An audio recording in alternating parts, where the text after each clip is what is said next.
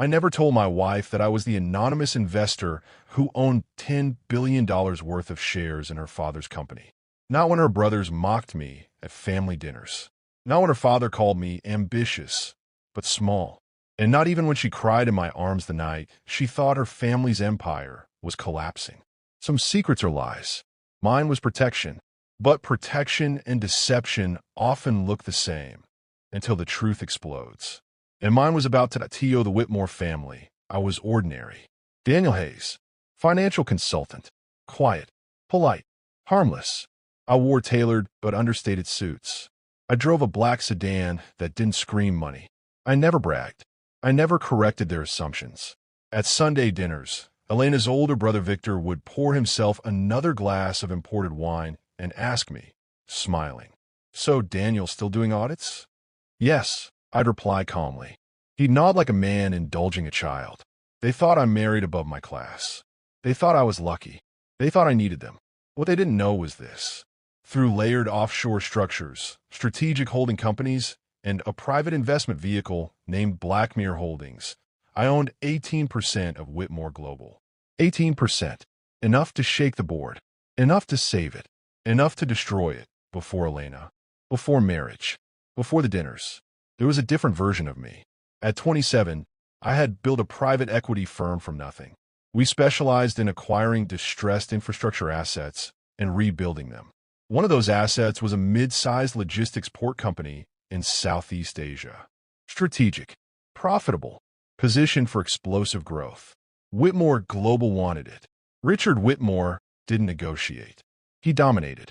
He invited me to his office, 42nd floor, glass walls, skyline view designed to intimidate. "You've done impressive work," he told me, fingers steepled. "Sell it to me." "I'm not interested in selling," I replied. He smiled, but his eyes hardened. "Eve, Whitmore Global had vulnerabilities.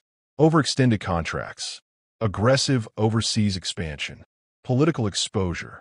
When one international deal triggered temporary stock decline, I began buying. Quietly, relentlessly, not under my name, not under my firm, through layered acquisition vehicles.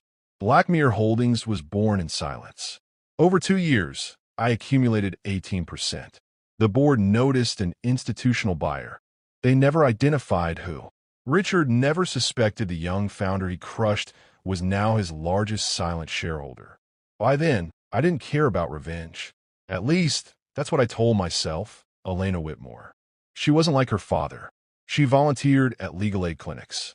She fought internally against unethical contracting. She believed corporations could operate with integrity. We met at a policy roundtable event. She challenged one of my arguments publicly. I liked her immediately. She didn't know who I was beyond Daniel, financial consultant. And for the first time in years, I didn't want to be the strategist. I wanted to be normal. Dating her was effortless.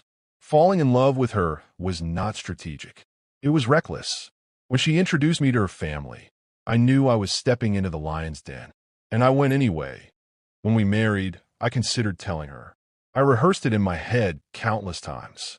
"By the way, I secretly own a massive portion of your father's company because he once tried to destroy mine." It sounded insane, manipulative, calculated, even if it wasn't. So I stayed silent. I kept Blackmere completely separate from our life. We lived comfortably, but modestly compared to her family. She believed I was successful, just not powerful. And I let her believe that. Because if she ever suspected I invested in her father's empire out of retaliation, she might question whether loving her had been part of that plan. It never was. But perception matters more than truth. 3 years into our marriage, Whitmore Global faced its biggest threat, an overs. The board scheduled an emergency meeting to address leadership. Rumors spread that activist investors wanted Richard removed as CEO. Elena paced our living room. "I don't even know who this Blackmere entity is," she said. "They've always been neutral. If they side with the activists, Dad's finished." I watched her carefully. "What do you hope they do?" I asked. She stopped. "I hope whoever they are understands that companies aren't just numbers. People depend on them." That sentence cut through me. For years, I had viewed Whitmore Global as leverage, as strategy, as a delayed counterstrike. but she saw people, employees, families, communities. That night, I didn't sleep, because for the first time, my decision wasn't about power. It was about her. Friday morning, 42nd floor, same building where Richard once tried to break me. The room was electric. Directors argued. Activists presented data. Richard defended himself with force but visible strain.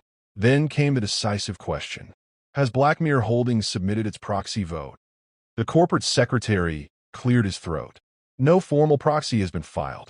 Murmurs spread. For years, Black Mirror had voted silently.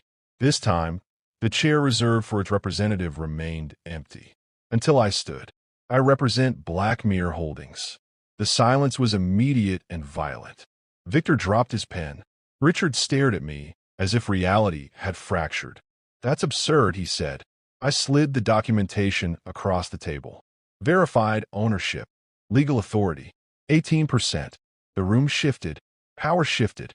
For the first time in years, Richard Whitmore was not the most powerful man in the room. I was. The activists leaned forward, confident I would support them. It would have been logical. It would have been revenge. Instead, I spoke clearly. Black Mirror votes to retain current leadership.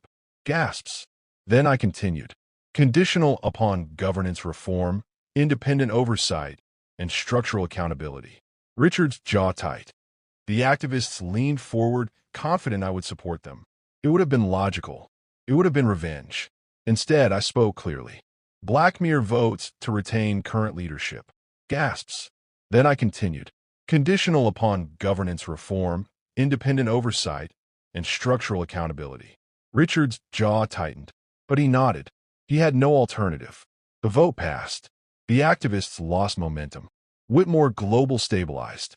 I had just saved the man who once tried to ruin me, and I had no idea what it would cost at home. Elena found out within hours.